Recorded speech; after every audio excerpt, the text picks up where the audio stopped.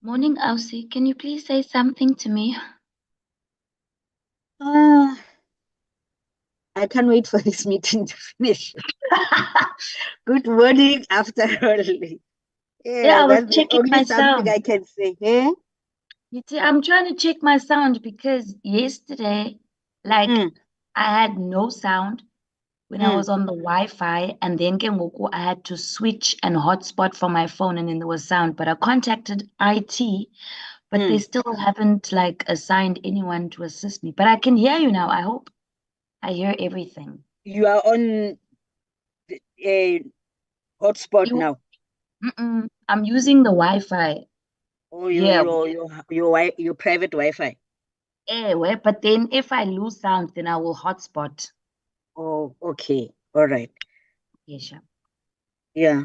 All right, matey. You're like seriously, I just didn't sleep well because I'm just good, I'm busy praying or waiting. Please God, let the chairperson just be level-headed now because as a politician sometimes he plays to the gallery. He might throw me out there, Gabon, conveniently. I because was, because that email that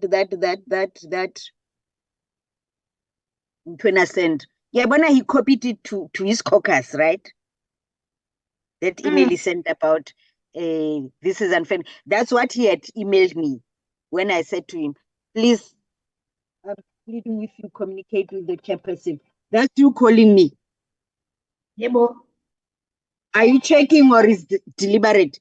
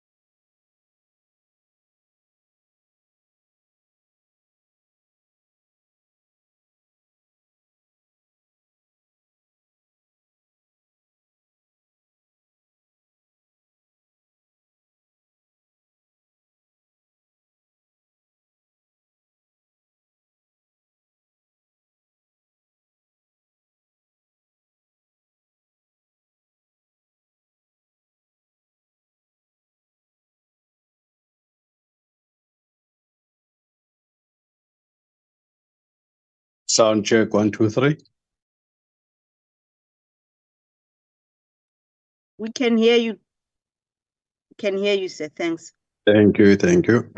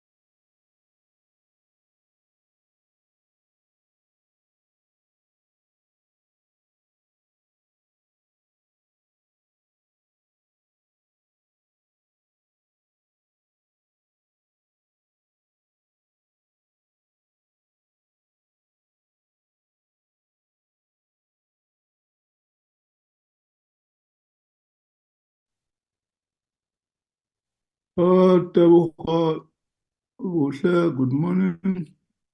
It looks like members of the committee are 4. Yes. Good morning, sir. Yes, there's only 4 members on the platform at the moment.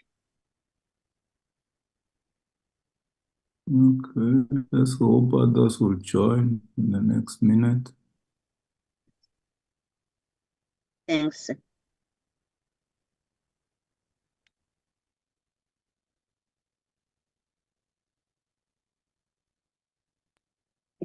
Morning, Chair.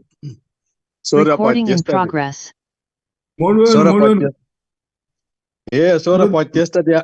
I'm here in the Eastern Cape trying to destabilize your grip here. Ah, Comrade Manye, you know, ungeke udestabilize le khongolose. Yeah, Just say you want a share, not to what was destabilize. but the province of the legends. Yeah, it's a difficult province, but we have to try. You know, we're not those people how committed they are to Congolose. I mean, Yeah. it's a legacy issue. Angithi wabona phuma amakhehla amaningi lapha long. Remember the struggle didn't start with the ANC. It started with the frontier wars. Yes. Yes. So Yes. ANC didn't start the struggle. That's what people must understand. ANC brought people together from all different cultural groups and it consolidated them and fought what we call a national struggle.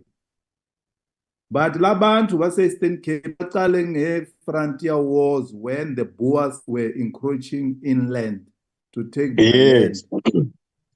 Yes, We have, we, uyabona? we have to tell them now that the ANC, instead of building up on all those wars, instead it just throw in the towel and they signed off on constitutions that make sure the land is never given back.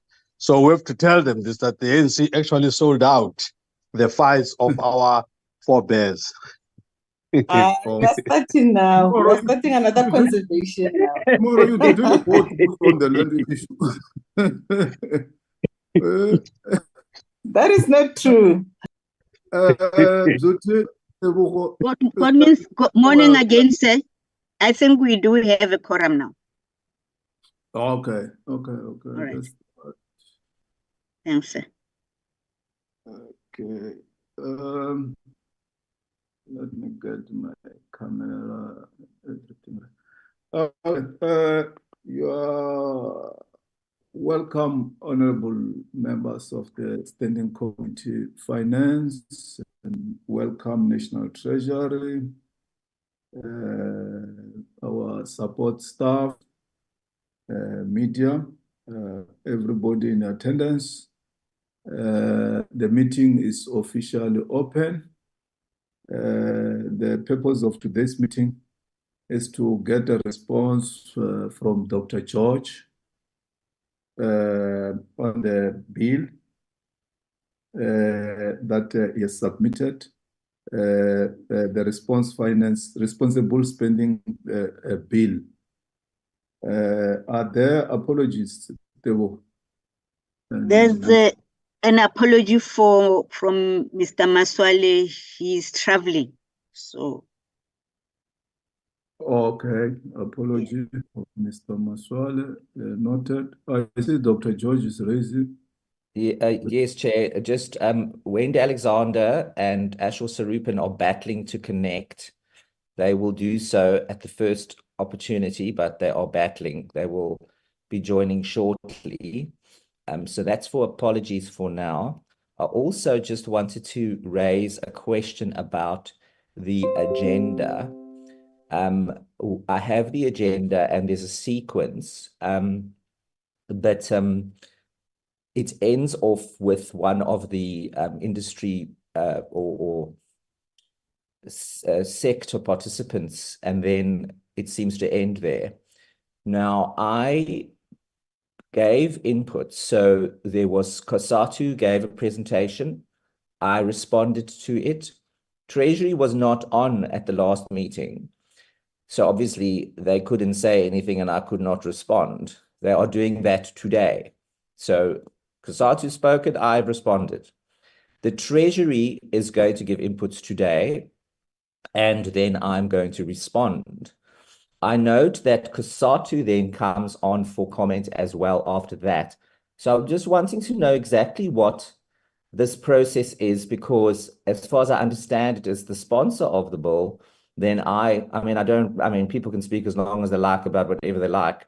However, I understand the process to be that if Kosatu comes after the Treasury, then I must respond after that. So I just wanted to clarify, because The agenda does not say that. And I raised it yesterday with the committee secretary, and she said she doesn't see any problem. She was quite sure about that I should just raise that with the chair. I did actually send an email yesterday, but it was late-ish, so I don't believe I've had a reply. But I just wanted to be clear on that.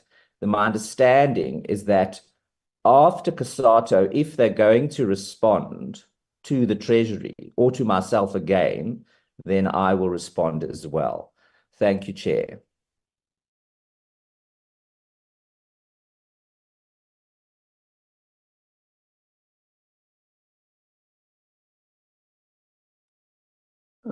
Okay. Let's look at the sequence. What happened yesterday?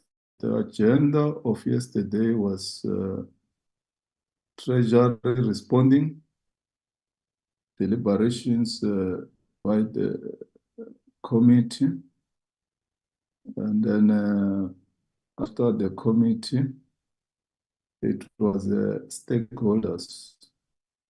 From there, it was summary and closure. That was the sequence of yesterday's meeting. So I think if I look at today's agenda, it's more similar like that one of yesterday. So where is the challenge, Dr. George? Because you are a member of committee, you will also participate in item 5. Chairperson, like I said before, Treasury is going to comment. Yes. I will reply. I'm just getting the agenda in front of me now. If I recall correctly, after that, COSATU then responds in some way. And then that appears to be the closure. Now, that cannot be so, because I am the sponsor of this bill.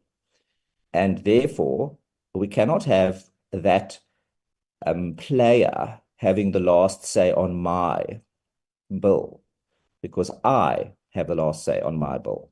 That is my understanding. So I just wanted to be clear on it. Or else we have a procedural issue that I need to take up. Yesterday, Treasury was the sponsor of the bill, Pension Fund Amendment Bill. They responded, the committee had deliberations, stakeholders had comments, then we closed the meeting. And the agenda looks the same like that one of yesterday. Hi. You respond, Treasury also respond, interaction by the committee, which you are a member of the committee, you will be allowed to speak, comments by the stakeholders, summary and closure. So where is the difference between the agenda of yesterday and this one of today, Dr. George? Chairperson, with all due respect, I'm not talking about yesterday. I'm talking about today. But the format of an agenda when we process bills, this is a standard format of an agenda. We're not veering away and inventing new things. This is how we craft the agenda when we process a bill. So I just want to understand where is the problem and what is your challenge so that we can address it. My challenge is this, Chair, that the last speaker on my bill is an industry participant who happens to be called COSATU. And when we had our previous deliberations on this bill, the participant did give inputs. The participant, which we won't go into now, also veered off the subject and went into other issues like letters, etc., etc., etc., which has nothing to do with this bill. So that is why I raise it here, because the way the agenda now sits is that Treasury responds, and they've already done so at NEDLAC. They will respond. I will then respond, as is practice. The committee then apparently has discussion, etc. And then we have COSATU at the end responding to whomever, whether it's both Treasury and myself. Now that, unfortunately, is not an acceptable situation, because it is my bill and it is not regular for an industry player who has already veered off topic, to be giving the final word on my bill that I have sponsored. And that's the point that I've raised. Yeah, look, we don't often have private members' bills in this committee, and we do process lots and lots of stuff. That is why I'm raising it now, because I have an issue with that. Had the conversation been different, I may have felt differently about it, but I don't. I feel the way I do, and that's why I'm raising it. And as a member of this committee who's been around for a very, very, very, very, very, very, very long time, I believe that it is not correct. And I want to speak last to my bill of the participants who comment on it, as we would permit Treasury to do if a Treasury bill, and to my memory, that's been done many, many, many times, that there's a bill, industry participates, it's tax laws, whatever you want to call it, whole stack, we've been doing a lot of stuff. Then the sponsor of the bill, at the end of the day, has the final say on the bill, so they can comment on all of the comments that were made. It does not make sense to have a participant who happens to be COSATU making the last comments on my bill, when it is me that should be having it, because I may want to say something about what they've said about it. I probably will want to. So that is my position on it. And if there's any confusion about it, I recommend that we should get some legal advice on it, get the legal advisor. I CC'd him into my correspondence yesterday, for the very simple reason is I do feel strongly about it. And I'm not just going to go and lie down, which, as you know, we don't know how to do that. So that, Chair, is as eloquently as I can place it, is that I expect to be commenting on my bill after COSATU has spoken on it. That is the nub. And if it was anybody else, if it was the Free Market Foundation or other institutions who may or may not have wanted to comment, the same would have applied. In just this instance, it happens to be the Treasury that's commenting. COSATU's already given inputs to which I've already responded. They want to have another bite or whatever you want to do, give them. But the point is that I want to say something afterwards on my own bill, which is regular. And I'm sure you would feel the same way if it was your bill, but we haven't seen anybody else's bill. So maybe that's why we're not quite sure. But that's my position, Chair. And I await your reply. Okay, Dr. George, the Constitutional Court, when it ruled on the Ambrosini bill, it said that any bill brought by the committee member, private member, will be treated the same like a bill tabled by the minister.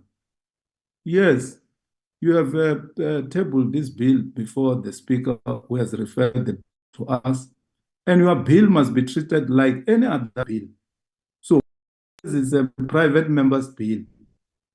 It must be treated like the bill tabled by the Minister of Finance, tabled by a committee member. Why should your bill be treated different? Because that's the ruling of the Ambrosini judgment.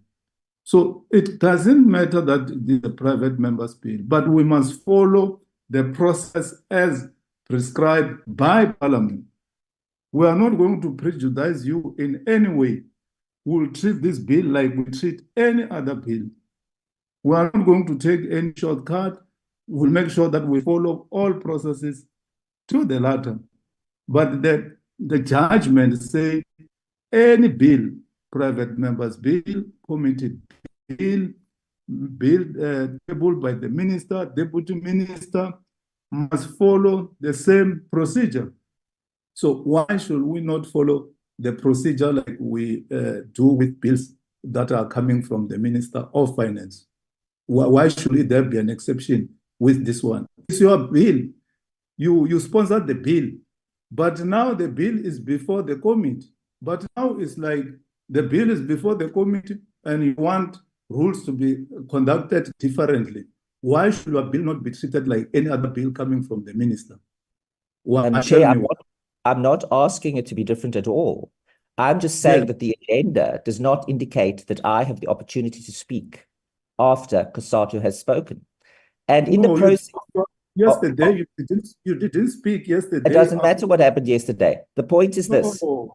Anybody, if you tell me this, Chair, if there's a bill from the Treasury or from the minister and people comment on the bill, and then they comment some more, and then there's backwards and forwards, and like we do with the tax laws, etc. And then, for example, we've had a situation on the pension bill and other bills where Treasury says, okay, we want to make a slight change because there's this technical issue, whatever the case is. We give them the opportunity to do that. Not that I want to make any changes. All I am saying is the agenda as it stands today does not permit me to make comment after the last commentator. Now, if in any other bill that is processed anywhere else, if it comes from a minister, whatever the case is, you will give them the opportunity to speak if they want to. That is the point I am making. So let's say, for example, we process the pension laws bill and the Minister of Finance is in the House on virtual and this conversation, etc. And then the minister says, I want to make a comment, etc., on whatever, because it's his bill. He will have the opportunity to do that. That is the point I'm trying to make.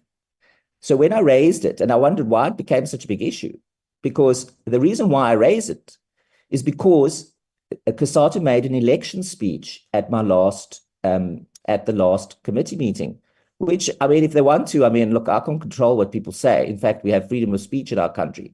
So we welcome whatever anybody wants to say. However, if somebody takes the opportunity to make an election speech on my private member's bill, and they do that again at the end of my private member's bill, then I've got an issue with it. So all I am asking, Chair, and that's why I'm raising it up front, is because when the opportunity comes at the end, the agenda simply says, well, it closes. After Cosatu speaks, it closes. What I'm saying is, I want to speak after they have spoken because it is my bill. And in my experience is that it is perfectly fine. So let's citing court case judges about who can't say something in a committee is, in my opinion, it's incorrect.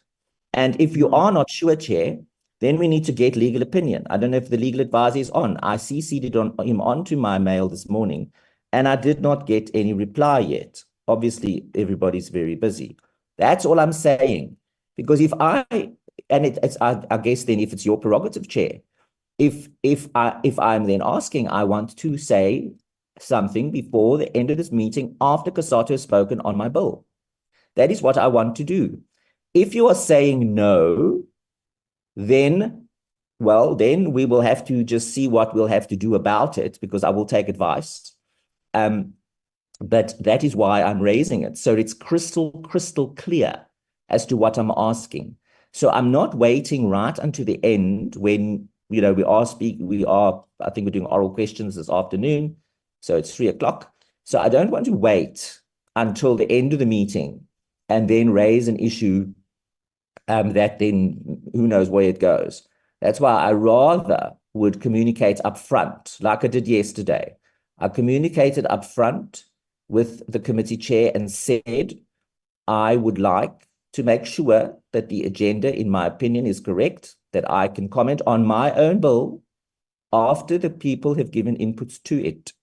And there was a reason why I asked for that, because had the inputs been more in line with us talking about the bill, I may have felt differently, but I do not. And therefore, I think it is very important for freedom, democracy, and the rule of law and the constitutional dispensation of our beloved country is that we give our members of parliament who were duly elected by the population an opportunity to speak. I've made the point. Thank you, Chair. But Dr. George, don't rubbish what I say. I'm not rubbishing, Chair. I completely respect you, very much so. I hold you in incredibly high esteem. Yes, I also have a respect for you. When I quote the Ambrosini judgment, which is the judgment that had to deal with the private member's pay, and you dismiss my comment that I should not make a constitutional court judgment, I don't think you are right. So please don't do that, Dr. George. Don't do that. We'll allow you to have a say, but don't rubbish what we say, which we quote what is in the law. Let's not go into the law when it suits us. Please don't do that. Honorable Manya. Thank you, Chair. Chair, I was going to just propose that can we move on with the understanding that Honorable George will have the opportunity to comment after everybody has spoken. I think it's a fair request. Thank you, Chair. Okay. Let's proceed with our meeting and move to item 3, response by Dr. George on the submissions on the responsible spending bill B9 2023. Over to you, Dr. George.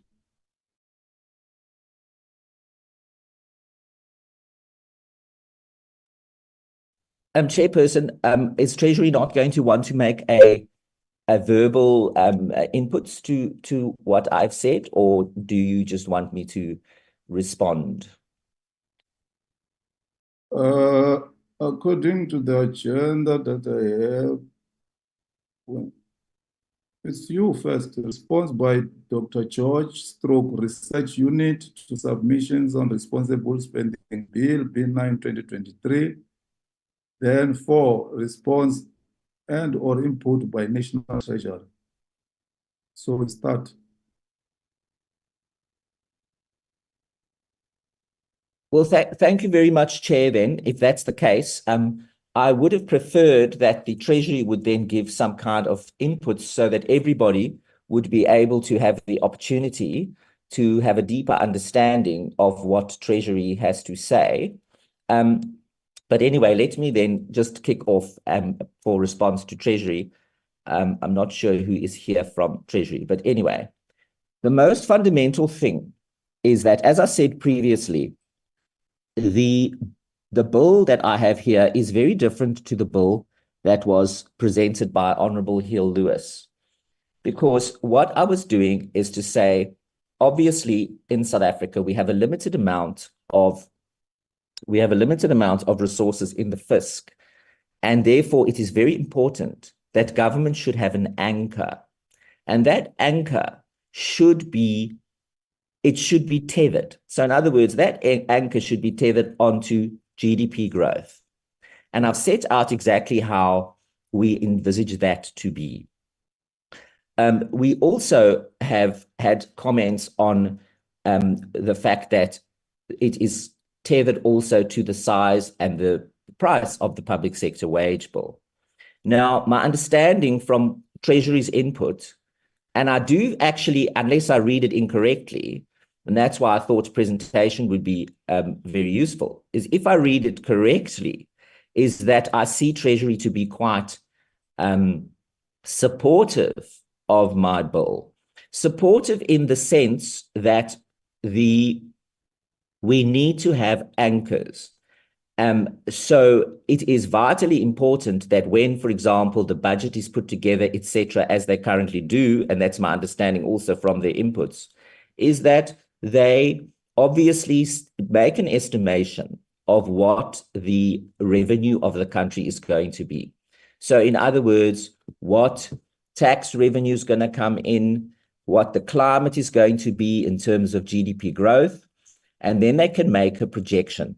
And after they've made that projection, they get obviously to a number which is X, and it's quite a large number.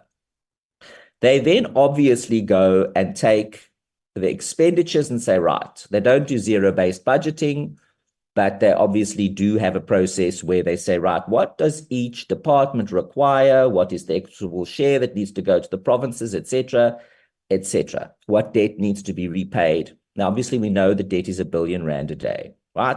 So they do that process as far as my understanding is.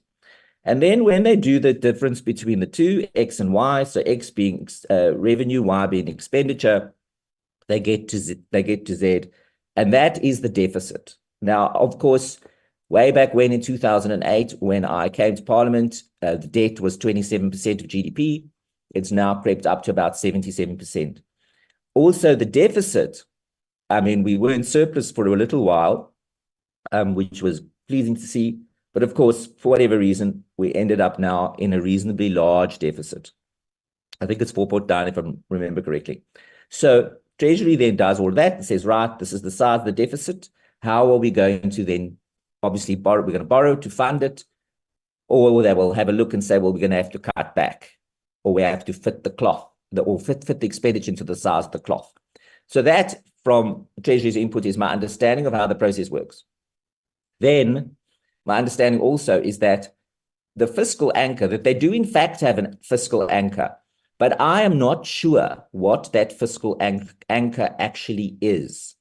And that is actually my question to Treasury. So whoever's on Treasury, that is my question. So I have said, I've tried to be as sensible as possible, and I've also tried to say that if you look at the current situation, we've got GDP growth, which is tepid. We've got expenses, we've got to pay for stuff, and then you have the deficit. And then we borrow to fill it up. Now, we can't carry on going unsustainably on that, because eventually that R1 billion a day is going to be 2 billion a day.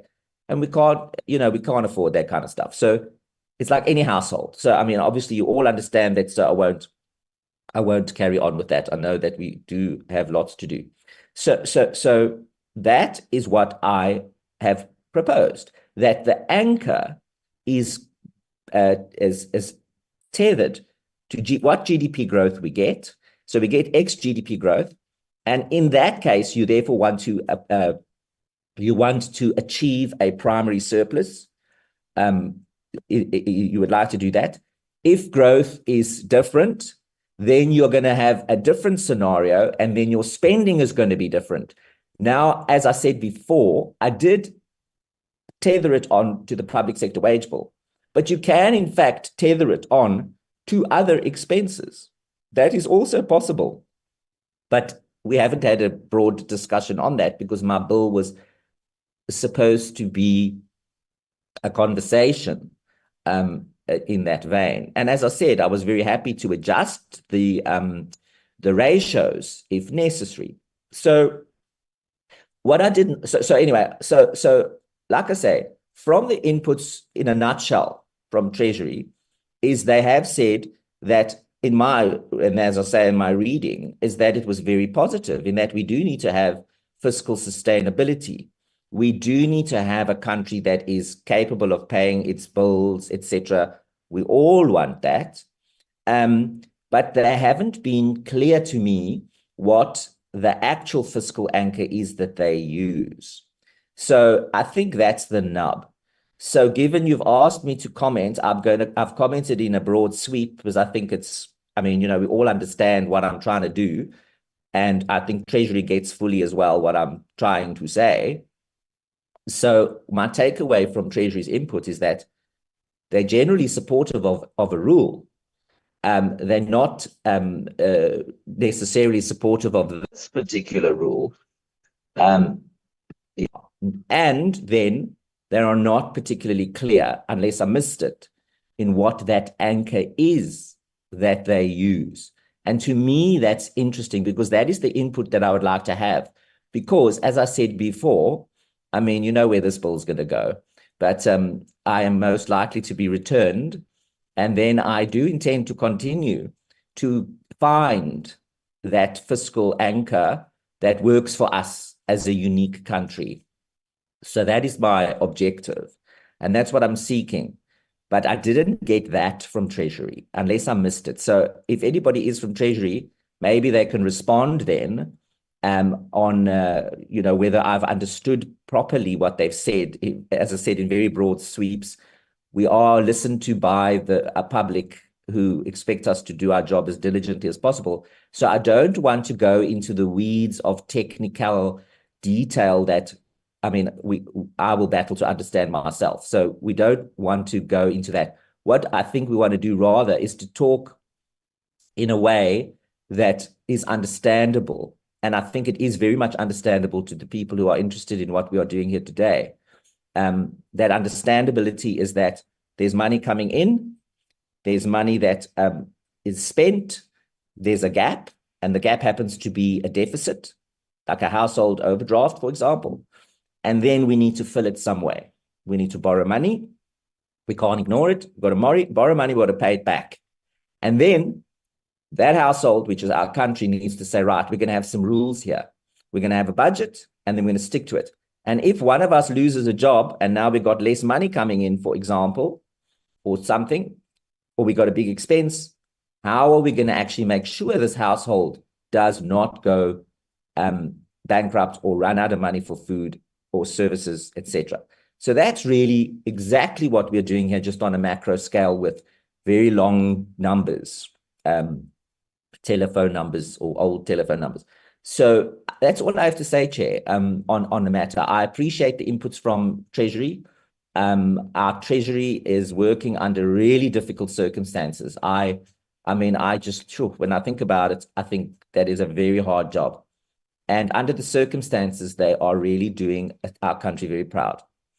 I have raised previously, which is slightly tangential, but it is important to raise, given that Treasury has given input, is that they have endured some rather odd, in my opinion, attacks on them, which I really didn't think was conducive. But anyway, that's a different day, argument for a different day, different comment for a different day. So thank you to Treasury for the inputs. I know it took time and effort to think on, and you thought about it, but I would like to get that input, Chair, as to what is that fiscal anchor that they do in fact apply. Perhaps it's not as clear as I would have liked it to be, but that is what I am wanting to know, because I never got that from the feedback. I don't think I've got anything else to say at this point. Yeah, and I know that time is beating, and I know that my opportunity to speak is limited. So I think I'll stop there, Chair. That is my inputs, and thank you, Treasury, again for your inputs. Thank you, Dr. George, for your response.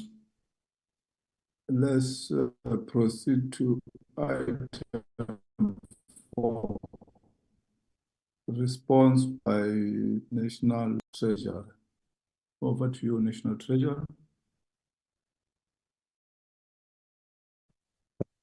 Thank you very much, Honorable Chair. Thank you for this opportunity. I think the easiest way, for the sake of just at least ordering our own thoughts as well in communicating them to the committee, is to perhaps share a slide presentation. It's very, very brief and very short. So with your permission, Chair, I hope it's not a problem. I will just share a very small number of slides. In view of the conversation that has taken place, both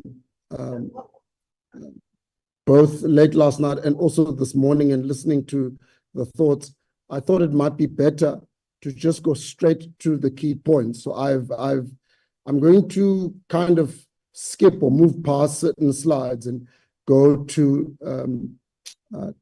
just the key highlights, both for the sake of time and for the sake of being crisp and answering questions more directly there.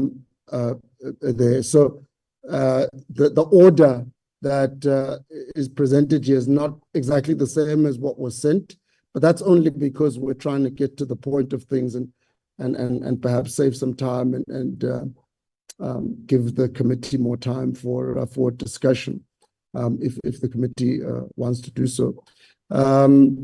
Let me then just, I'm just going to stop my video for now for the sake of the bandwidth, because obviously we have the slides here.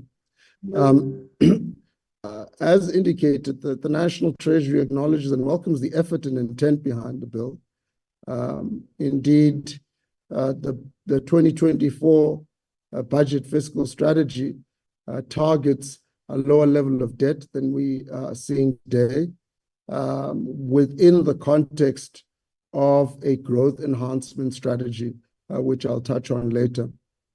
A third key point that's important is that, as we have already indicated, we've come to the point, Chair and honorable members, that there are significant benefits to sound fiscal rules. And we have gone through quite a lot of research in this regard, quite recent research from a number of countries around the world. And also, in addition to that, we have received advice ourselves from international organizations that it would be beneficial for us to have sound fiscal rules. And the reasons, which I'll unpack in a minute, are essentially as follows. Firstly, having a sound fiscal rule increases the credibility of policy making. In other words, it increases credibility in a comprehensive sense. Firstly, with respect to the sustainability of the public finances. In other words, the public knows that you'll be able to do something if the public finances are in a stable position and will remain in a stable position into the future because you've got rules that ensure that that is the case. If you don't, and decisions can be made, or things can happen, or crises can occur which you're not ready for and you're not buffered against, then it's very difficult to say you have a credible a fiscal framework. And that challenge, I think, does need to be met. The second, and I've touched on it now already a little bit, is risk mitigation. I think it's important to remember when we do policy, and by we, I'm talking about the country as a whole, I'm not talking about the Treasury, but when the country and when the government does policy, or fiscal policy in particular, there's one thing that we can't control, and that is the certainty that at some point there will be an exogenous crisis. Something will happen that's not under your control. And if something is not under your control, you have to have a way of mitigating against that risk. And one key way of doing that is to make sure that you're in a stable position to respond to it. This is the lesson we learned in both 2008 and in 2019. In 2008, we had a strong fiscal position, and a storm broke that we couldn't control worldwide, a global financial crisis, and we were able to respond. In 2019, we had no buffers, and to boot, more importantly, we didn't have growth. And so when the COVID storm broke, we were in a really terrible situation, and things became worse in that year from a fiscal perspective. And then, of course, fiscal policy credibility, and then the issue of debt service costs, which, as we have indicated, is a major source of difficulty for us at the moment whenever we have to draft and propose a budget to cabinet and to parliament. Now, since 2009-10, debt as a percentage of GDP has failed to materialize. And this has been as a result of two broad things. One has been the fact that growth has not recovered, but it was also important for honorable members to, and I think the point that we make is that you can't get away from the fact that there have been persistent deficits in the primary balance. What that means is that there has been an entrenched fiscal position of spending more than what the economy can pay for. And I think we can't divorce those two things from each other. But I think also within the fiscal numbers, things have happened there that have caused challenges. And we've highlighted them, including bailouts for SOEs that have taken up hundreds of billions of rands that A, could have been used for other things, and B, could have actually made our fiscal position better. We consider the bill to be a valuable part of the consultation that we announced we're going into for 2024. We think there is room for improvement in order to make the current fiscal rules more effective, and also room for improvement in respect of the bill itself. And we will outline that in this presentation. And in that regard, we're committed to collaborating with Parliament to establish robust rules that support sustainable development and economic growth. Let me go straight to the point that was raised by Honorable George on this issue of, have we had fiscal rules, what are they, and so forth. And also to address a point that came up in recent public hearings in the committee, where some people were asking, why are we making this proposal that we need to have fiscal anchors? Why has Treasury come out in this regard? As we indicated, Chair, the fiscal rules issue is not new. We're not introducing something that has never been there before. we're not coming up with something that's either arbitrary or anything of that nature. And we welcome the efforts of the bill in that regard, because we also think it's not arbitrary. South Africa's history of fiscal rules is outlined here and is as follows. Our definition of fiscal rules needs to be as comprehensive as possible. For example, the introduction of the medium-term expenditure framework we consider to be an aspect of fiscal rulemaking, which must not be forgotten. And that's something that that was adopted in 1997-98. It's now a quarter of a century since we've had it, and it's an important thing. There has also been periods of time where the executive announced a particular target for the deficit, which constitutes a rule. We've had budget balance rules in the past, including in 2007, when South Africa introduced a structural budget balance. We've had situations where the government of the day has announced a budget deficit target. So that has happened. And of course, coming to the present period, since 2021, we have consistently pursued a debt stabilizing primary balance as a main anchor of fiscal policy. Of course, we've had challenges along the way that people can talk about, and people have highlighted the difficulties that we've had in achieving our objectives. We understand that. But the point we're making is that the fact of an anchor and the fact of a rule to anchor fiscal policy is neither new nor arbitrary in and of itself. The key is to improve it. Without going through each and every single bullet here for the sake of time, I think the broad point that we're making is we've had different iterations and different kinds of rules that have been there. The key difference is that a lot of the rules that have been announced have not been binding in legislation. So whereas we've had budget balance rules, we've also had expenditure ceiling rule. The expenditure ceiling rule was introduced in 2012, but was not legislated. But the assumption was that with the MTEF, the medium-term expenditure framework, which, by the way, is not universal around the world, South Africa is considered a pioneer among developing countries with its MTEF process. We consider that the MTEF allows for the spending ceiling to work relatively well, but it was not legislated. And as a result of that, it didn't really work very well because it wasn't binding on anybody except the internal processes of the Treasury while the budget formulation was being undertaken during the course of the year prior to the tabling of the MTBPS. So we have had that as a rule since 2012. It is still there, by the way. If you look at the budget review, you will see that both in Chapter 3 and at the back of the budget review, we outline what the spending ceiling is. And we also indicated at the time of the MTBPS. Of course, the ceiling has been breached fairly consistently, further underscoring the point that I've made, which is that it's one thing to have a rule. The problem is that it hasn't been binding. And so we support efforts to make rules binding because that's where the benefit actually starts coming through. Finally, Chair, to point out that we've also had fiscal rules of thumb.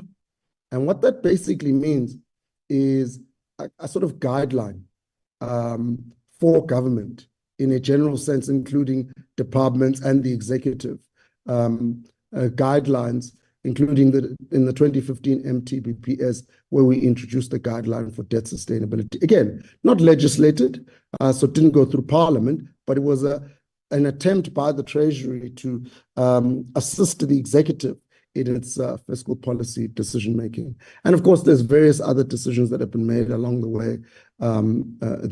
There have been times, particularly after 1995, when rules were linked to assumptions of economic growth. So for example, between 1995 and 2015, the rules that we had in place, including the expenditure rule, as well as the debt sustainability guideline, were based on an assumption that the economy could grow over the long term by 3%. Of course, to the extent that that has not happened, that's been a significant issue as well, the core issue, actually. And in that regard, it's important to indicate that The reason we've come to this point is that it's become clear over years that South Africa's fiscal credibility has really gone down. Between 2012 and 2013, between 2012, 2013, and 2019-20, the South African government attempted to control non-interest expenditure and implementing tax increases to narrow the deficit. So we held on expenditure and then tried to do other things. However, as I said, the deficit did not decline. A big part of that, of course, was the growth challenge that we had, and the fact that there continued to be decisions made around, for example, bailouts of state-owned enterprises, which we couldn't afford, but we had to do, and those were decisions that were made, of course, and went through the system. Of course, the strategy of reducing expenditure was decisively interrupted in 2020 with the COVID pandemic. And of course, the following year, in the 2021 budget, as announced in the 2020 MTBPS, fiscal consolidation resumed because we did find ourselves at the end of 2020, beginning of 2021, headed for a fiscal crisis. And so we had to have a balanced approach towards the end of the pandemic in order to reduce our fiscal risks. And this balanced approach includes both expenditure restraint and revenue increases, while continuing to support the social wage and, of course, to provide support to the economy by ensuring that the composition of expenditure moves as much as we can make it move towards capital expenditure. Now, the factors that affect fiscal credibility are things that also we need to consider. We have taken time to talk to a variety of stakeholders, NGOs, investors, people in the business community, and bankers. We've spoken also to various academic researchers, as well as international organizations. And the question that we've been asking is, what are the key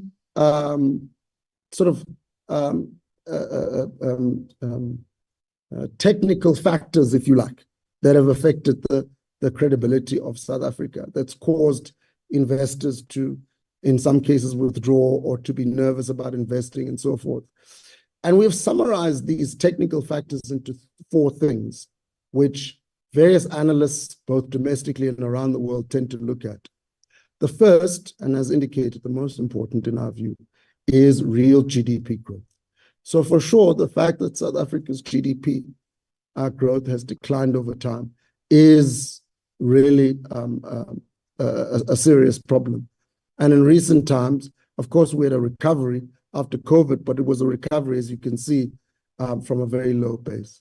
So that's a key issue. And Chair, as you know, it's not a secret. The National Treasury has come down on a position that says we need structural reforms. We need to address the supply constraints in the economy in order to see a turnaround in long-run growth. And that includes everything from the 15 to 16-year problem of load shedding all the way to longer-term issues such as ensuring a more effective education system to create skills and so on and so forth going forward. The second thing that stakeholders have indicated they look at when they look at South Africa is the relationship between economic growth and tax revenues. And this is important because what's tended to happen over time, of course, they tend to track each other because taxes come from the economy. And so that's the second, obviously, issue that people look at. The third is expenditure. What's happened to government expenditure over time? And since 2009-10, government expenditure for most years grew quite healthily. The gray bars towards the right-hand side of that graph on the bottom left is an indication, of course, of the fiscal consolidation measures where we have tightened up on spending quite a lot in the last few years. And we understand there are different, very strong opinions on that.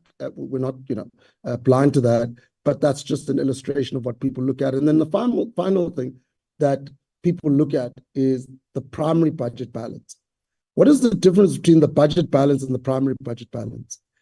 The budget balance is just a simple arithmetic, what the government spends on everything minus what it receives in terms of revenue.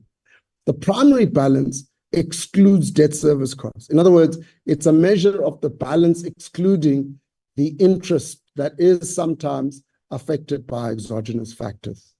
And so, in other words, is the government able to live within its own means even while excluding the debt service costs is one of the questions people ask. Now, I'm not going to go through this because we've already reflected on the fact that we do have a fiscal strategy and our aim is to stabilize debt and reduce the burden of debt service costs and what we've done, including in respect of using the Jefekra settlement for that purpose. But I'm not going to go through that because that's something that's already been repeated. Let me go to a close, Chair, and then I'll be done. So the question is, does it make sense to implement a fiscal rule? Our view is that the key issue is that we do need to lower the level of sovereign liabilities. And in that regard, we do support the spirit of the bill in lowering sovereign liabilities and in favor of more binding fiscal rules. The non-interest expenditure ceiling was introduced to illustrate one example of why they're not new, but the problem is that it was not binding. And as a result, budget deficits persisted. And this added to the debt problem over and above the growth challenge. And these, this debt overhang continued to grow over time. The target of debt stabilization has been shifted out largely due to lower than expected economic and revenue growth and large spending pressures such as state-owned company bailouts and compensation costs. So we do have to find a way of incorporating these features of the problem that we've identified into whatever rule that we put in place. Because this has led government to announce that it will seek to implement binding rules. And we've indicated at the time of the budget. The way that we are dealing with that is that we're dealing with it through an ongoing consultation process during 2024. We want to get various views from various stakeholders and people in this regard. And we want to do it in such a way, as I said, that it takes into account the various factors that we've indicated. The other issue that's very important, Chair and honorable members, is the issue that it's one thing to have a rule written down somewhere, but what helps, and in some cases is indispensable, is having strong institutions that can help the executive and help the legislature through advice to say, look, you are getting close to a problem here, or you need to watch out for this challenge on this side in respect of making sure that you've got fiscal credibility going forward. So in addition to a legislated rule, we think that it would also improve the situation if we had strong institutions that were impartial, that looked at advising government on keeping to its own rules and keeping to sustainability of the public finances. It's also important that we don't think of a rule as an attempt to bind policymakers from making decisions, although it does act as a guardrail from a bad fiscal policy outcome from happening. Really, the way we think about a fiscal rule is that it should be about making sure that the path that government is on is not threatened in the future, in the sense that if the government has certain political priorities, those political priorities will be threatened by a fiscal collapse. And so you need to have a rule that enables the leadership to make decisions, but also enables those decisions to be within a guardrail that prevents the public finances from falling into crisis and therefore threatening those very same priorities that the policymakers want to achieve over the long term. And so that for us, Chair, is a key issue. There are other slides and we've submitted them, but I think I'll stop here for the sake of time so that the committee can obviously take the matter forward. But those will be our inputs in addition to what we've actually sent in the submission that we made. Thank you very much, Chair, for the opportunity.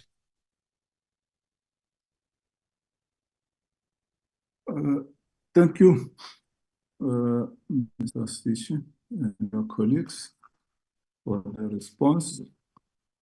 Let's proceed to the next item. Interaction by the committee members. Committee members who would like to ask clarity, seeking questions or comments. Now is your opportunity. Honorable Sarbe. Thank you very much, Chairperson. Chair, I've got two questions to Treasury. The first is, why does Treasury say the bill could be pro-cyclical when, particularly by enforcing fiscal constraints, the bill effectively and inherently encourages governments to save during times of economic prosperity? That's my first question. My second question, Chair, is Treasury put up a slide regarding informal rules, fiscal rules that have been adopted. Could Treasury give us an indication as to why those informal rules, which did have the political backing of the various ministers at the time, failed to actually become the basis on which subsequent budgetary decisions were taken, and why those informal rules failed? Thank you very much. Thanks, Honorable Sarben. Any other comment or question? Okay. Treasury, can you fill those questions asked by Honorable Sarben? Okay, before that, Dr. George. Yes, sorry, Chair, I was just battling with this button.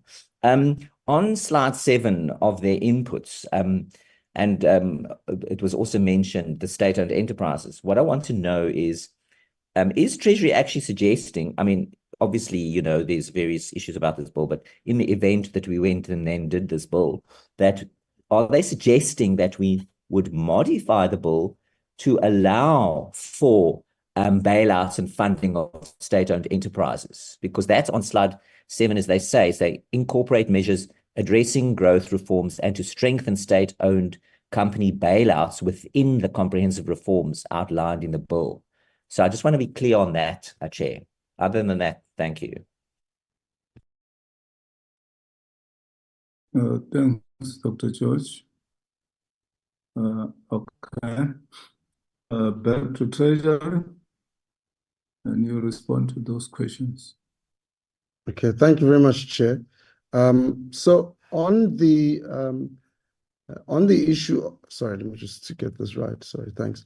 Yeah, on the issue of pro-cyclicality, we have made this point in the past. I think what would be useful in a fiscal rule is to be able to take into account the long-term growth trends. So if you're able to peg a rule at a level which is in line with some kind of cyclically adjusted deficit, that would be useful. Now, that's a very difficult thing to do. And we understand that that's a very difficult thing to do. But we have to try and find a way, in our view, of taking into account the fact that during the times when things are not very good, which is the time we're in at the moment, the provisions such as the ones in the bill could make sense. Because you're trying to get to a place where you're trying to stabilize it, you're trying to sort out the problem. The point that we're making on pro-cyclicality is that let's think about a scenario when you're in the good times, when things are getting better. Honorable George made the point correctly that at a certain point, debt as a percentage of GDP was, of course, much lower than it is now. Procyclicality means or can mean that you can have a situation where you've got growth doing so well that debt actually declines even below the parameters of the bill. But then what happens is policymakers or a new government comes in and it basically chases the ceiling. That's what I guess we mean by procyclicality. So you have to have a way of saying, yes, growth might be good, might be very high today, but we have a long run growth trend of X. And because we have a long run growth trend of X, you shouldn't be chasing higher debt because of a short-term improvement in growth. That's essentially what we're saying. So it's not necessarily a criticism. It's just one of the things that we think needs to be part of the improvement, both in the bill and, for that matter, in any initiative on fiscal rules. And that's part of why we're doing a consultation, because we've recognized that that's a problem that needs to be resolved. On the question of, what happened to those non-binding rules, I don't have any insight into any other views of any other ministers, but of course, I can confirm that in each period of time where those rules were put into place over those years, for sure, the incumbent Minister of Finance was in support of them, and indeed, in many cases, asked for a rule.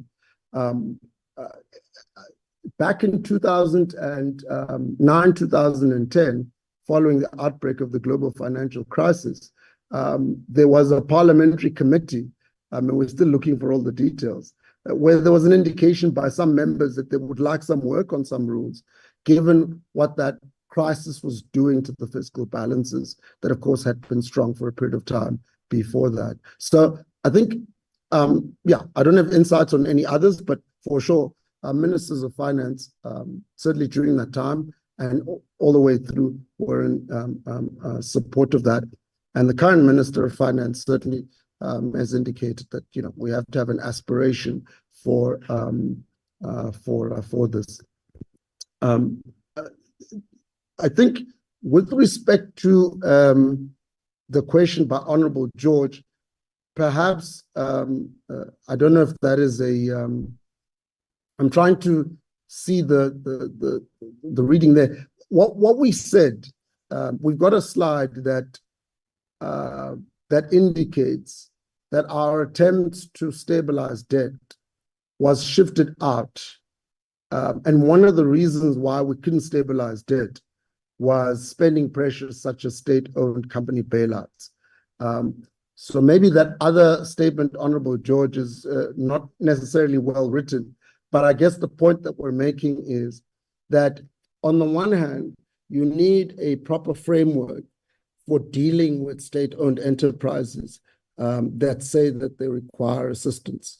Now, we have our own internal framework as a National Treasury, but it deals specifically with guarantees, where we've tightened up on the guarantee framework when state-owned enterprises ask for guarantees, and they're very tough rules in that regard, as Transnet has recently experienced. Now, in addition to that, we have to, in general, get away from this situation where we're bailing out the state-owned enterprises. And if we, as a matter of policy, don't have something in law that prevents that from happening, we have to think about that in the context of setting our rules. I don't have an answer for you as to what that looks like.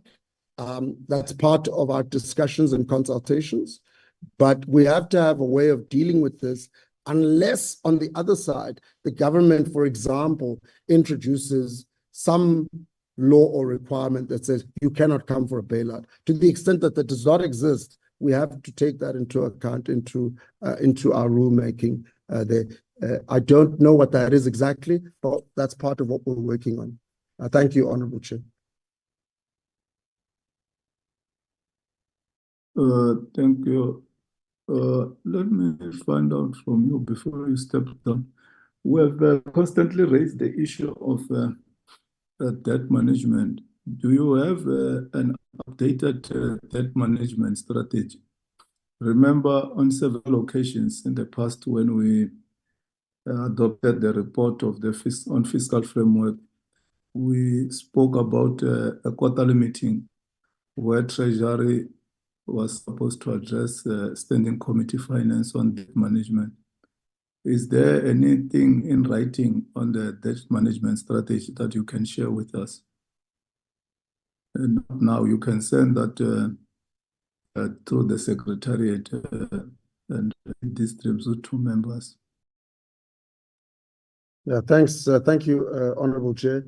To your last point, or the point about a quarterly meeting, I think, as we indicated, we'd be happy to accept the invitation of the committee to talk about this. We'd perfectly be happy to discuss it with the committee at your convenience. If quarterly, for sure, the committee secretariat can, of course, get in touch with us. With respect to a written submission, yes, we can do that as well. What we typically do, Chair, is we summarize the debt management strategy of the Treasury in Chapter 7 of the budget review. But of course, that is a summary. And essentially, it is based around a series of debt management benchmarks, including, for example, limiting our exposure to foreign currency debt, so that, for example, currency fluctuations don't have as dramatic an impact on our debt levels as they sometimes do in other countries.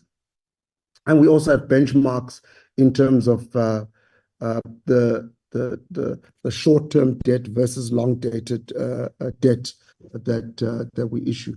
But all of those details, Chair, to the extent that information is not market sensitive, we can of course provide information. But we would, as a kind of, I guess, as a primer, urge both members and stakeholders to also to be familiar with Chapter 7, where we provide quite I think, a nice summary of our strategy for debt management in each year. Thank you, Chair. Okay. We'll look at Chapter 7, but if there's still more information, please share with us. We'll see how we deal with the markets. Remember, now, as public representatives, we have to account. There's this issue that people are hard on the SOEs and think that tomorrow you can do away with an SOE. Don't bail it out. But if it collapses, what does it mean to the economy? What does it mean to the people? And so on and so on. So we want to react or respond to the public in a manner that is scientific. So that's what is crucial. So you have got the market out there, but you have got us as the public representatives who are accountable to the public. Because this issue of bailing out SOEs, for instance, we have to look at it objectively without being subjective about it and think there's one solution of leaving them to collapse just like that. So it can't be. So please help us with more information. Put more meat on that Chapter 7. Dr. George. Thank you, Chair. Yes, indeed, that's a very good question that you've raised. And I think that's something very important that we need to look at going forward, because it is crucial. I just want one last question here. In the slide, in the presentation, it was in the conclusion, essentially, from the inputs that the Treasury gave. It actually says here that the government is committed to, in a consultative process in developing fiscal rules. This process will be underpinned by rigorous research to establish the most fitting fiscal rules. And the government looks forward to collaborating with Parliament and the committee in this vital effort. And then also the minister, if I recall correctly, in October at the medium-term budget policy statement, he actually said, he mentioned a fiscal anchor, and he said that, that was being worked on, etc., similar to what the slide has said. So what I want to know is, I mean, obviously I've heard what Treasury has said, and it's very sensible, thank you. Is there a time frame on that? Because, I mean, obviously we know, of course, I mean, we all want to have growth. I mean, we have a growth issue, we want to get it sorted. But we do have a situation unfolding. So do you have in mind any kind of a time frame? Because, I mean, obviously it can't be forever. And, the minister has mentioned it, and it's not an easy thing to do. We know this. So I'd like to know if Treasury has any indication of that. Thank you, Chair. Thanks, Dr. George. Treasurer, over to you. Thank you, Honourable Chair. So let me answer the question in this way. We have a preference based on our policy path, but of course we understand that the final decision makers in Cabinet, and of course yourselves in Parliament, if it should come as legislation, we'll have the timelines will be yours. But from our perspective, the way we think about it, to Honourable George's question, is we currently have a particular target in the fiscal strategy and embedded in the fiscal framework, and that target is to stabilize government debt as a percentage of GDP by the year 2025-26. In other words, to stop debt from growing in 2025-26, and then thereafter it must start going down as the percentage of GDP. So for us, the logical time frame is a time frame where you have a credible binding fiscal rule at the same point that debt stabilizes, so that the benefits of stabilization are essentially locked into the future. So logically for us, that's what we would prefer. And of course, that will happen, since that will happen in 2025-26. That is kind of our preferred time frame. Thank you, Chair. Thanks, National Treasury. Let's move to the next item 6. Comments by COSATU. Comrade Matthew, over to you. No, thanks, Chair. Yeah, thanks to honourable members, Dr. George as a sponsor. I think we're appreciative that we're given a chance just to kind of share some thoughts on what it really is an important debate. Chair, I think, well, let me also just add into your opening kind of remarks. We also do respect Dr. George. We've worked with Dr. George on the two-part reforms. But I think obviously, one respects the role a member plays, but I think we differ on what has been proposed in the bill, and largely because of the impact upon workers and upon the state as well. Not sure about elections speech, Chair, because might I say that all members of Parliament are affected by elections, and all of society is affected by elections, and elections come every 2.5 years. So, but Chair, look, I think the objectives we don't disagree with, about how to stabilize the fiscus, how to manage expenditure in a correct and progressive manner. But I think when you look at the actual content of the bill, it's not an expenditure rule bill. Doesn't deal with the issue of the fiscus. It's simply a wage freeze bill. That's what it is. Because in essence, it contains 3 measures. One is that if the debt to GDP ratio is below 50%, below 55% rather, that workers will no longer receive an inflation-linked increase. So they wouldn't thus be protected from inflation. They will receive an increase based upon the economic growth rate. So if GDP to debt ratio had been 55% or less this year, the workers would have received a 0.7% increase for this year, because that's what the economy grew by last year. So we have an inflation rate last year of about 5.1, 5.5%. That would have meant about a 4.5% cut this year in the best case scenario. And the rule doesn't ever provide for it ever to be linked to inflation again, the increase of public servants.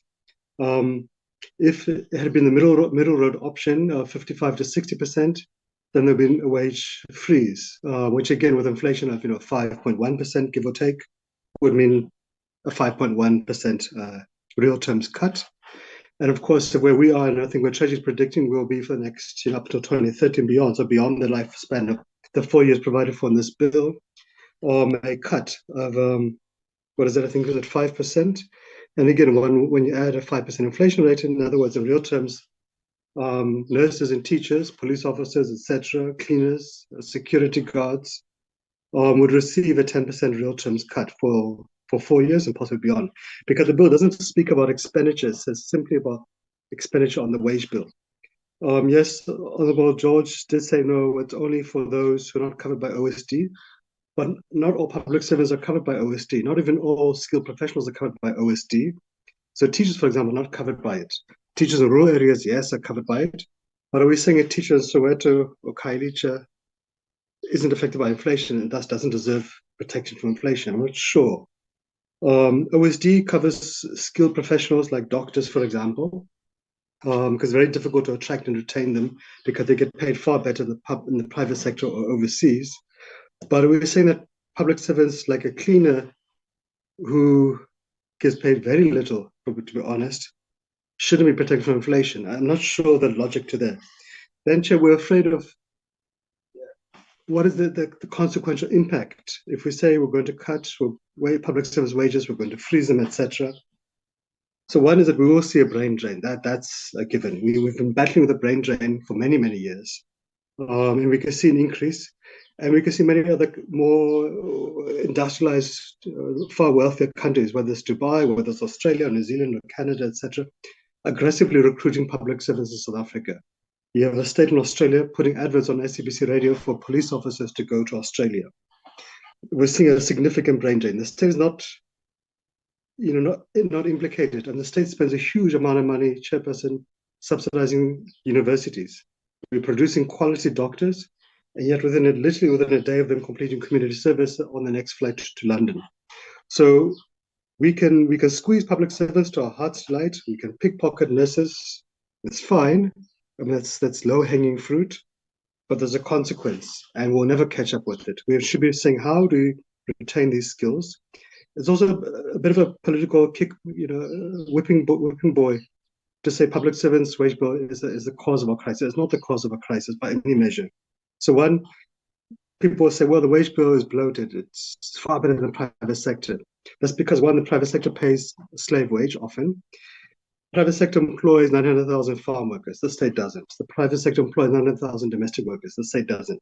State employs defense force personnel, police officers, correctional service personnel. It employs doctors and nurses and paramedics, teachers, etc. So you can't compare apples to oranges. It would make more sense to say, what does a doctor get paid in the state and what do they get paid in the private sector? What does a teacher get paid in the state and in the private sector? And then you will find actually the state is paying less than those skilled categories. Is the wage bill the cause of our crisis? And again, let's just take Treasury stats. Let's not take COSATU stats. In the Treasury's this year's budget and last year's budget, the wage bill had decreased from a stable 35% since 2008 to 31%. So in this year's budget, it's 31.7%. So in other words, it's decreased by basically by 10%, according to Treasury stats. So unless we're saying the wage bill, the crisis is the decrease, but if we're saying the crisis is increasing, well, then it's not correct. It's not increasing. And in fact, we can see the implications in Home Affairs with long queues, where you should have maybe had 8 staff on duty processing ID applications. You've got 4 staff. We see long queues at hospitals where working class communities go for treatment. They must queue from 4 in the morning. Maybe they'll get seen by 4 p.m. We've seen the police headcount decreasing from a peak of about 208,000 during the World Cup about a decade ago to about 176,000 to date. We're seeing rising teacher-learner ratios. So that can't be the issue. We know that in the last week's committee meeting, the honourable members, Honourable George, Honourable Sarah Penn had said, no, the target is to look at what politicians earn, what senior management earns. If that was in the bill, that would be a useful discussion, but it's not in the bill. The bill simply says the wage bill, and it makes only reference to OSD. So it doesn't speak to those outside of the collective bargaining processes. Our other fear, Chair, is that if we looked at the strike last year in our hospitals, etc., that's a result of when we collapse collective bargaining. So if we say that collective bargaining will now be determined by the legislature, not by the statutory body, which is the PSABC, between the employer and the employees, then we'll no longer have collective bargaining, which is a constitutional right, as provided for in the LRA. And that's going to provoke labor market instability. Imposing wage cuts, etc., is going to provoke wildcat strikes, which none of us want, which none of us can benefit from. We do think, Chair, there are smart ways to save costs. You could have a single collective bargaining regime for the entire state, not merely the 800,000 public servants. We could include the entities under the public service wage regime, because in the public service wage regime, you have the 16 salary bands, including the DGs, etc. But in the entities, the SOEs, you don't have that. So you might find, Chair, a very obscure entity like the Road Traffic Management Corporation, which deals with traffic tickets, that the management team makes more than what the Minister of Transport would make, or more than what the President of the Republic makes. You have those kind of anomalies, and that could be a useful discussion there. You could have a useful discussion to say, what are the critical vacancies that should be filled in frontline services like nurses, teachers, doctors, police officers, etc., which are critical to delivering quality public services?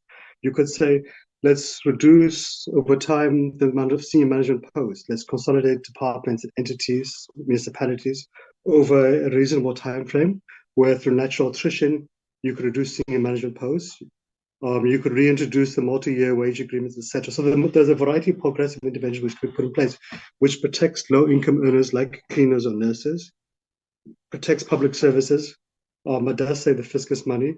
But the rational, the kind of reckless approach, which we think is reckless, of simply saying, here's a blanket cut and good luck, we fear the consequences in that regard, Chair.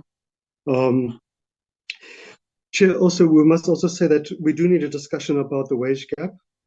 The public service is far better than the private sector. The public service wage gap is about 1 to 13 between the lowest earner at level 1, top earner at level 16. Not good, not great, but progress. Let's go to the private sector, where workers' pension funds are invested. We see a gap of about 33 to 1. And there's a companies amendment bill, which is before the National Council of Provinces currently, which said, can the private sector companies which are listed in the JSE, where workers' pension funds are invested, can they be required to disclose in the annual reports to the shareholders, to the public, the wage gap between the top and the low income earners? So not going to resolve the wage gap, it's fine, but it's a step in the right direction of shifting corporate culture, some accountability and transparency. Ironically, the DA voted against that bill, Chair. So it seems the DA is concerned about, maybe I'm electioneering, it's concerned about public service issues, wage issues, but not about the private sector. But let me leave that one aside, Chair. Chair, I think maybe on a positive note, Chair, we do share the concerns of Honourable George. We need to find the right balance between expenditure, revenue, debt. We do need a sober, calm discussion about what is the appropriate debt levels. We have been concerned, I think, like all members across all parties, the growth in the debt from 23% a decade ago to 70% plus. And the level not so worrying, the 70%, but I think it's the growth in it. I think that does worry us. But I think, Chair, for us, the fundamental solution is to fix the leakages, because the wage bill, when it's been decreased, is not a leakage. The leakage is that we're not growing the economy. Eskom is struggling to provide reliable electricity, the issues of transit and impact upon the mining industry, etc., the decline of taxes, etc. The collapse of municipalities in rural areas and the impact upon companies like Clover, for example, in the Northwestern Free State. So for us, Chair, if we want a sustainable way to resolve the issues, is to grow the economy. Let's remove the blockages to it. But simply saying we're going to impose wage freezes on public servants and somehow miraculously the trains will run on time, electricity will work smoothly, public services will be delivered efficiently. We're not sure what is the common sense linkage to it, and we fear actually there is no linkage to it. So I think Vice Chair is about having the correct interventions. Chair, we also should look at what is the international best practice. And we have not seen many positive examples. We need to avoid, I think as you mentioned, Chair, hamstringing government excessively. If you look at the example of the US, where they can't even pass a budget for 1 year because of political standoffs, I think for us we should be very wary of it. But let's have the discussion about what is the right debt level, etc. What is the right way to address it? But I think, Chair, unfortunately, this bill, all it does speak to is not the debt. It just simply speaks to reducing public servant salaries. It doesn't speak to growing the economy, etc.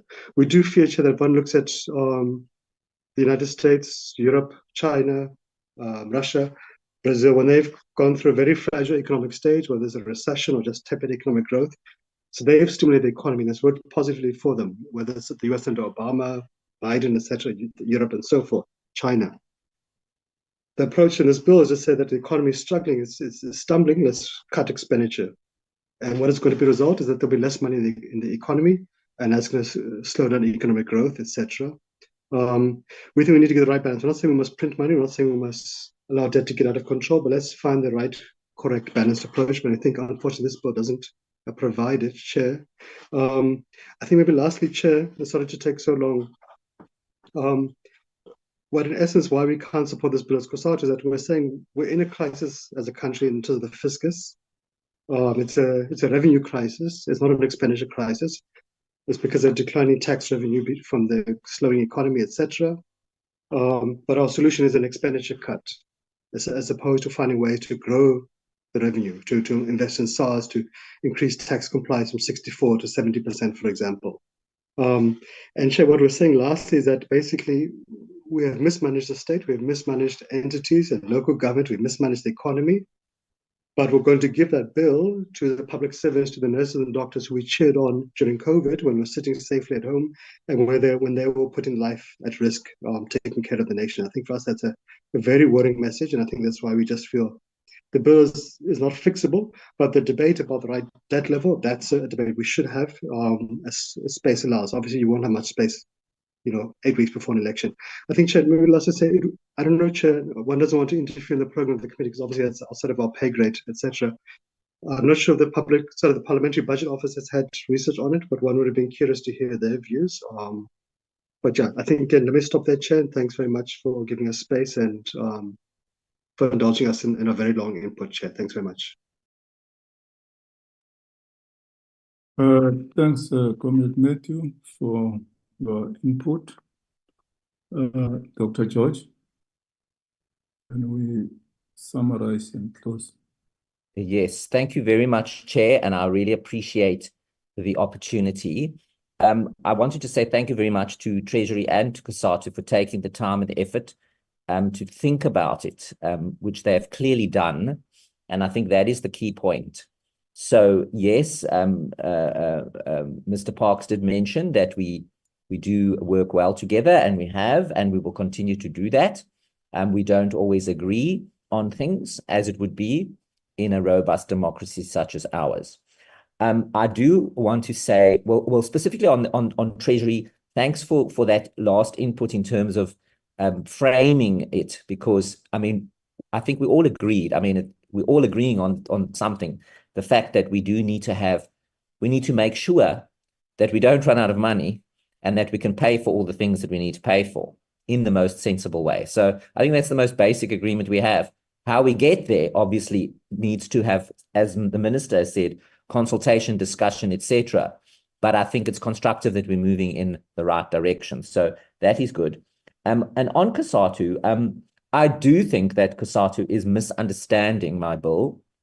And also, in terms of the comment that the bill is not fixable, I think obviously anything is fixable. Any bill is fixable because that's why we have discussions. That's why we have inter-robust communication, so that, as we've had in South Africa, we're trying to find the most sensible way forward for a country with a very troubled history. And we are making slow but steady progress. So yeah, I think it's never over till it's over, and we're living today, not yesterday. But anyway, having said that, as I said, I think COSATU is misunderstanding my bill. There is no provision for any blanket wage freeze here.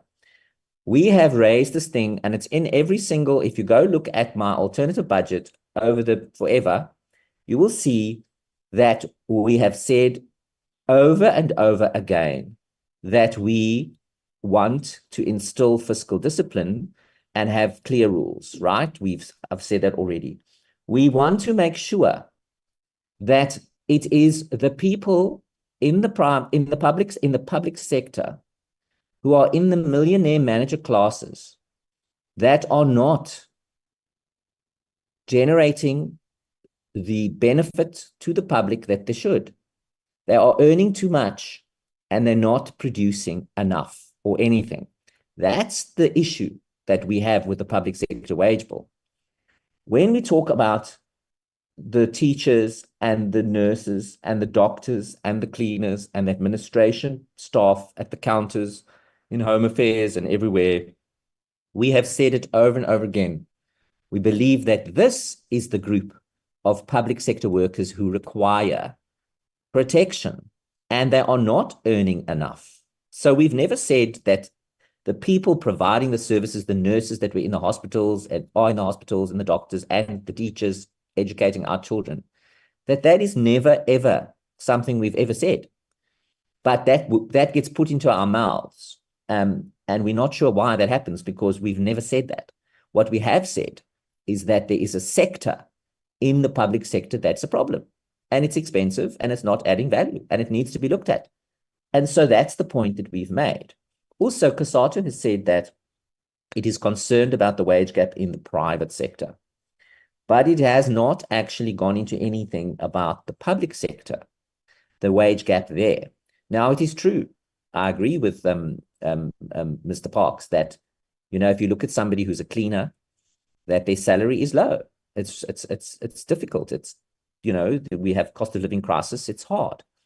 And then you look at other people in the private sector, in the public sector, who are in that millionaire manager group, who are earning, how many? I don't even know how much, 1,000 times more they are earning than the cleaner. So that's an issue. And I'm not in the business of trade union. I'm a politician. I'm a member of parliament. I'm not a trade union. But I would have thought that COSATU or any other trade union might look into that, because I think that's the thing. And so anyway, I'm not going to tell COSATU what they need to do. They will decide all for themselves. They're quite capable of doing that. But that's just an important point to raise. So I just wanted to re-emphasize that, is that we made commitments to protect CPI-linked increases for the frontline workers. That's the nurses, the teachers, the social workers, police officers, etc. And we said we would focus on cutting non-value added bloat.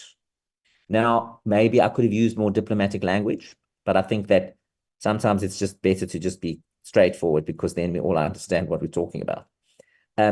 That group that is earning a fortune, that is not specialists and are not covered by the OSD, and there are at least 29,000 of them. So, that needs analysis. In anybody's language, I can't understand why we wouldn't want to do that. So, and again, the only reason why we're raising this is, unfortunately, that the ANC has allowed debt to get out of hand. There's only so much we can spend, and then we're going to have a problem. So, but anyway, we all know this. But again, just to end, nowhere in the bill does it allow for a blanket freeze or a cut approach, which will be fiscally irresponsible and will harm frontline staff. That is far too much of a blunt instrument. Instead, the bill is targeted, like I said, on the OSD workers who will be protected from any adjustments. So is spending in infrastructure development and capital formation. So I think I've covered all of that. And again, thank you for the inputs, and also to my colleagues in the committee for their comments as well. I want to finally end on the reason why I brought this bill. Like I said before, is we have a problem in our country. We've got growth problem. I believe we have a spending problem too, but we've all agreed that we have a growth problem. Our economy isn't growing, and we have 5 million children that are starving today in South Africa, in a rich country, and 81% of households are skipping at least one meal a day because they're unable to put enough food on the table.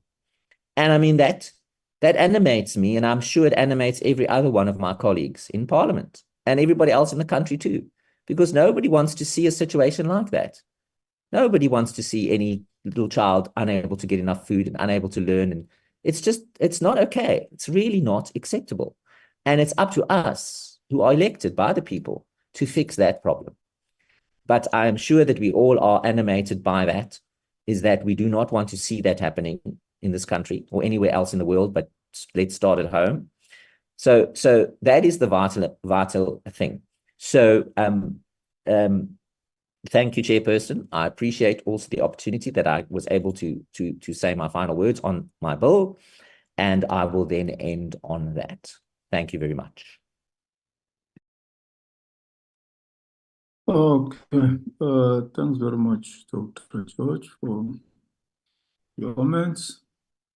I think we have come to an end of our program for today. Are there announcements, Secretariat? There are no announcements to be made, Chair. But we're meeting on Friday, yeah? You must make a preparations for. Yes, other Friday. than I didn't say anything about that because you already mentioned it yesterday. Okay. Okay. Yeah, thanks very much, colleagues and Treasury, everybody who has been part of this meeting. The next process to deal with this bill, Advocate Jenkins, is what? Is it the clause by clause?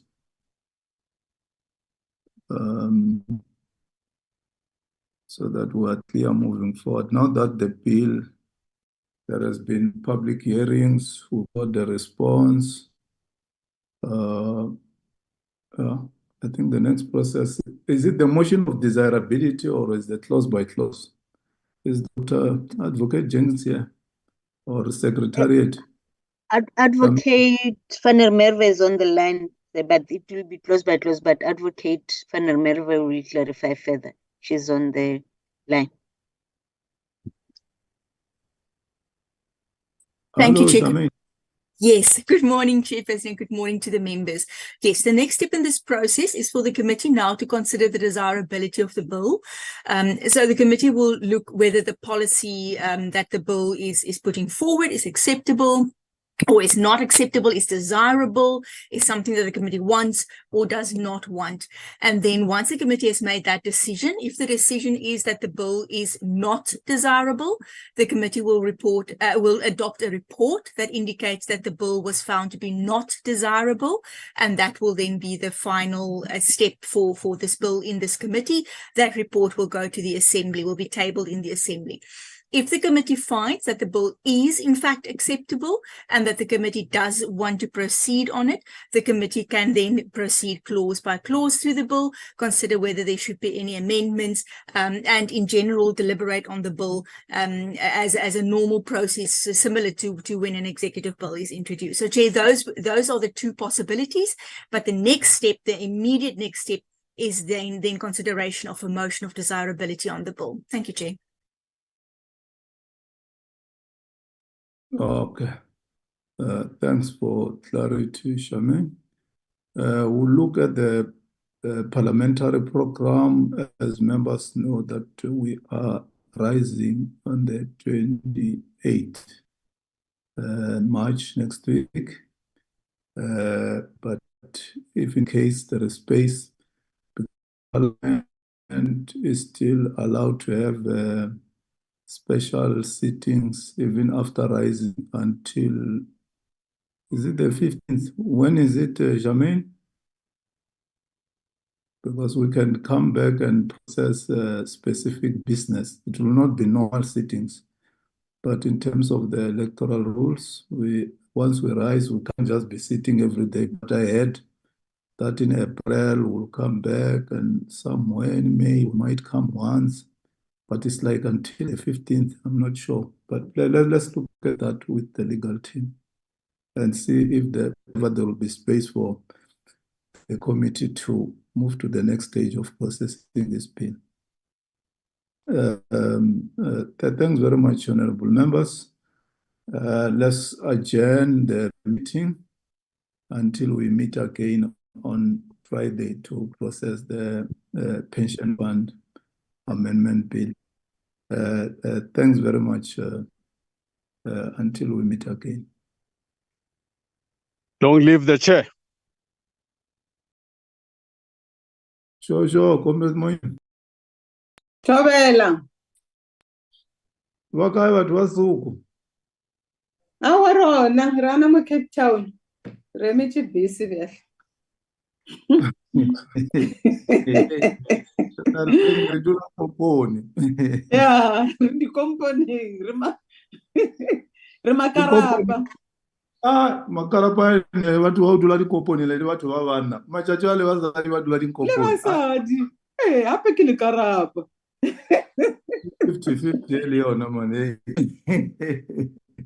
It is very dynamics. No, re tla bona kwa because today is our cluster answering questions, yeah? Or economics Yes, cluster. yes. No, no, let's meet at the chamber at 3.